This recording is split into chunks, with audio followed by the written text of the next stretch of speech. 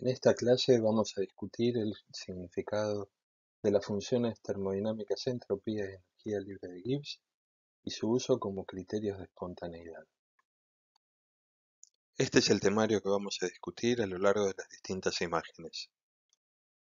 A lo largo de esta clase vamos a discutir la espontaneidad de los distintos procesos desde el punto de vista termodinámico y veremos cuál de las funciones termodinámicas descritas a lo largo de la clase anterior y esta nos permiten predecir la espontaneidad de un proceso, es decir, que un proceso ocurra o no.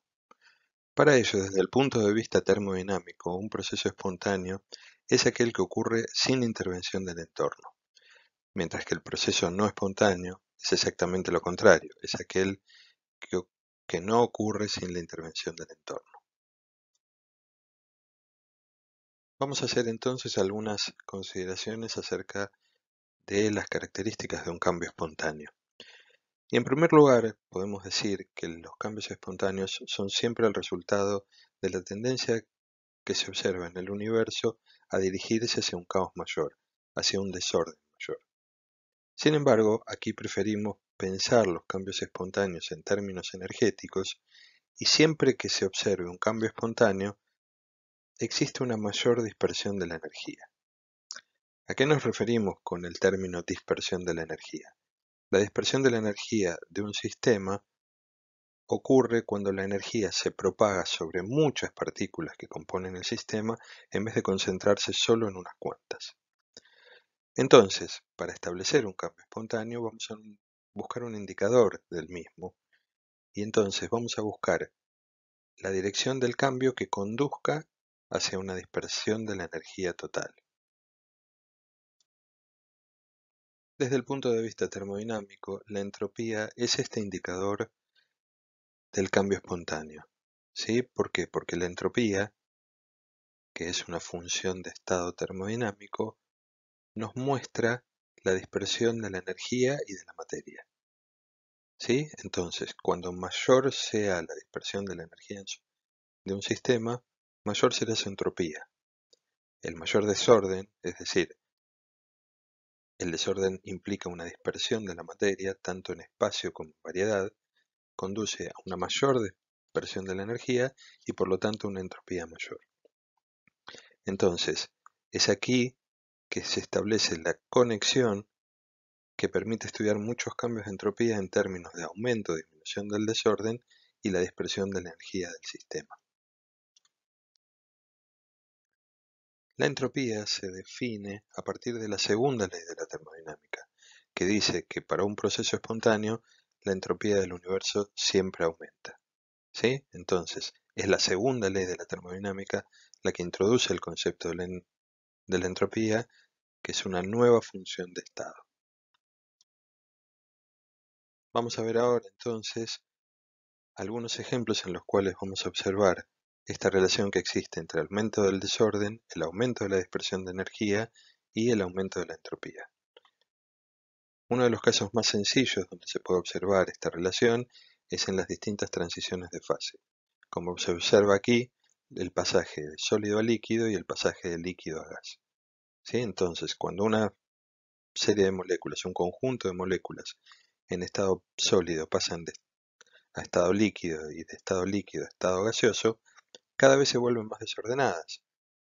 Al estar más desordenadas, esto permite una mayor dispersión de la energía, y si la energía está más dispersa, esto aumenta la entropía del sistema. Otro ejemplo en donde se puede observar el aumento del desorden del sistema, el aumento de la dispersión de la energía que resulta de ello, y por lo tanto el aumento de la entropía es cuando preparamos distintos tipos de mezclas. En la imagen podemos observar la preparación de una mezcla entre agua y alcohol propílico. Aquí claramente la mezcla está más desordenada que la situación inicial y por lo tanto, al aumentar el desorden, aumenta la dispersión de la energía y por lo tanto aumenta su entropía. Para hacer un resumen de lo que vimos anteriormente, podemos decir que siempre al ocurrir una función, la entropía del líquido es mayor que la entropía del sólido. Al ocurrir una vaporización, la entropía del vapor es mayor que la del líquido. Y al prepararse una solución, la entropía de la solución va a ser mayor que que la suma de las entropías del soluto más la entropía del solvente. También podemos observar que la entropía aumenta con la complejidad molecular. Por ejemplo, en esta serie de moléculas en las cuales observamos al metano, etano y propano, vemos que aumentar la complejidad de la molécula, al aumentar el número de átomos que la componen, aumenta su entropía total. Y esto se debe a que una molécula más compleja puede presentar distintos estados con respecto a una molécula menos compleja. A mayor posibilidad de presentar más estados, mayor va a ser su entropía total. Entonces, vamos a hacer algunas consideraciones con respecto a distintos procesos en los cuales sabemos que la entropía va a aumentar. Como vimos antes, la entropía va a aumentar cuando se forman líquidos o soluciones a partir de sólidos, cuando se forman gases a partir de sólidos o líquidos. También vamos a observar que la entropía aumenta cuando el número de moléculas de gas aumenta durante una reacción química, es decir, cuando en los productos tenemos mayor número de moléculas de gas que en los reactivos. Y también vamos a observar que siempre que la temperatura de una sustancia aumente, va a aumentar su entropía. Y esto se explica por el aumento en el movimiento de las moléculas que implica ese aumento en la temperatura. Para realizar cálculos de entropía, en primer lugar, podemos calcularla a partir de la diferencia entre la entropía final y la entropía inicial.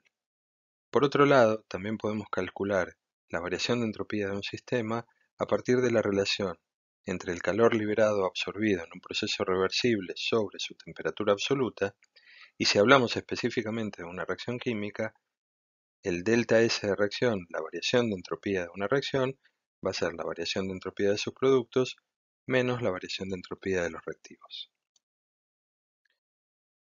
Como define la segunda ley de la termodinámica, en todo proceso espontáneo, la variación de entropía del universo aumenta.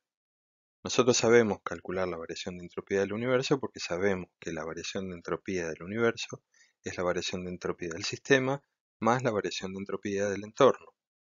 Entonces, aquí podemos encontrarnos con varias situaciones. En principio, en procesos reversibles, la variación de entropía del universo es igual a cero, mientras que en procesos espontáneos, la variación de entropía del universo, es decir, la suma de la variación de entropía del sistema más la variación de entropía del entorno, tiene que ser mayor que cero.